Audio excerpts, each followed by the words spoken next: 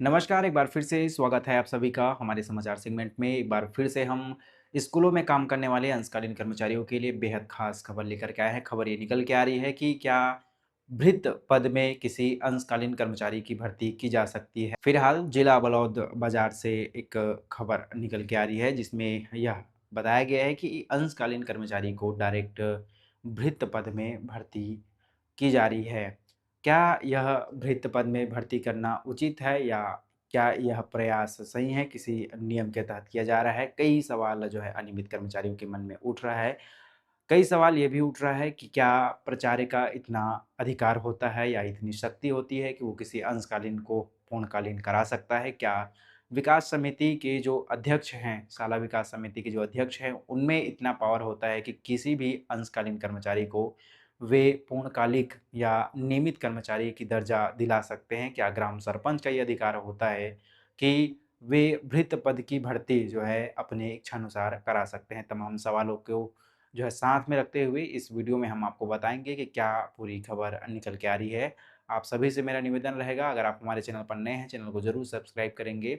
और बात करें खबर के बारे में तो जिला बलौदाबाजार भाटापारा से ये खबर निकल के आ रही है जिसमें एक अंशकालीन है, कर्मचारी है जो कि लगातार पिछले 2011 से स्कूल में सेवा देते आ रहे हैं और इन्हीं सेवा के आधार पर उनके निष्ठापूर्वक कार्य के आधार पर प्राचार्य द्वारा यह प्रयास किया जा रहा है कि उन्हें अब नियमित कर्मचारी के तौर पर दर्जा मिलनी चाहिए। साथ ही इसमें ग्राम के सरपंच की भी सहमति ली गई है और शाला विकास समिति के जो अध्यक्ष हैं, उनके अनुशंसा पर यह कार्यवाही करने की खबर सामने आ रही है।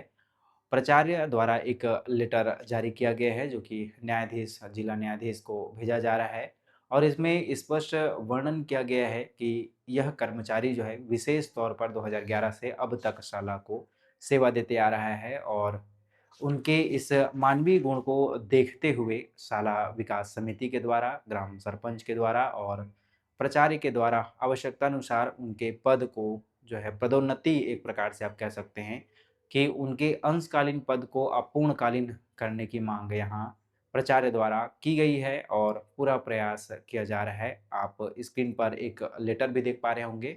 इस लेटर में इनका पूरा ज़िक्र किया गया है, आप पढ़ भी पाएँगे। साथ-साथ देखते हैं इसमें क्या लिखा है। तो सबसे पहले बात करें, यह कार्यालय प्राचार्य द्वारा आदेशित हुआ है जो कि शासकीय उच्चतर माध्यमिक विद्यालय जांगड़ा विकासखंड सिमगा जिला बलौदाबाजार भाटापारा छत्तीसगढ़ से निकला है। इसमें यूडाइस कोड और संस्था क्रमांक भी दिया गया है। प्रति जिलाधीश महोदय के लिए लिखा गया है जो कि बलौदाबाजार भाटापारा के जिलाधीश हैं, उनके लिए यह लिखा गया है। विषय बनाया गया है भृत्य नियुक्ति बाबत और इसमें निवेदन किया गया है कि आपसे निवेदन है कि शासकीय उच्चतर माध्यमिक विद्यालय को संकुल केंद्र एवं परीक्षा केंद्र बनाने के कारण शालीन गतिविधियों में उसकी अधिकता के एवं अन्य कार्य जैसे कि संकुल स्तरीय प्रशिक्षण, बैठक, संचालन में हमें भृत्य की ज़रूरत पड़ती है। इसमें हमारे जो अंशकालीन कर्मचारी हैं टिकेश्वर प्रसाद निषाद जो कि 2011 से इस कार्य के लिए हमेशा सहयोग प्रदान करते आ रहे हैं और जिलाधीश से यहाँ निवेदन किया गया है कि इनके कार्य को देखते हुए अंशकालीन से इन्हें पूर्णकालीन करते हुए भृत्य के पद पर नियुक्त किया जाए ताकि कार्य सुचारू रूप से चलता रहे। अनुशंसा करने वाले महानुभाव के लिए यहाँ ग्राम सरपंच की सहायता ली गई है या उसका सहमति लिया गया है कह सकते हैं। शाला प्रबंधन एवं विकास समिति के अध्यक्ष का भी यहाँ सहयोग लिया गया है, उनकी सहमति ली गई है और संकुल के जो प्राचार्य हैं, उनका भी यहाँ साइन सिग्नेचर देखने को मिल रहा है। साथ ही 2011 से लेकर के अब तक यानी कि 14 वर्ष का जो अनुभव है, कार्य अनुभव है, वो भी यहाँ संलग्न किया गया है। और रही बात पढ़ाई-लिखाई की, तो विशेष तौर पर यह जो कर्मचारी है, वो बीए और आईटीआई भी किया हुआ है। तो शैक्षणिक योग्यता भी इनके पास पूर्ण रूप से दिखाई दे रहा है।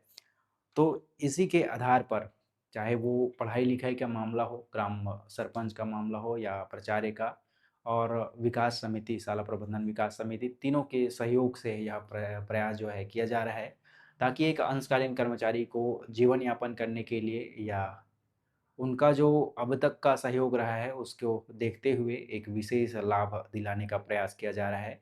हालाँकि यह खबर जान कर के सभी कर्मचारियों को खुशी हो रही होगी कि किसी न किसी प्रकार से अब कर्मचारियों को लाभ अगर मिलता है, तो यह खुशी की बात होगी, ताकि इसी रास्ते पर चलकर अन्य कर्मचारियों को भी लाभ दिलाया जा सके। फिलहाल के लिए इतना ही। खबर बने रहने के लिए धन्यवाद। इसी तरह के नए अपडेट्स के लिए हमसे जुड़े रहेंगे। बहुत जल्द एक नई जानकारी के साथ पुनः हाज़िर होंगे। धन्यवाद।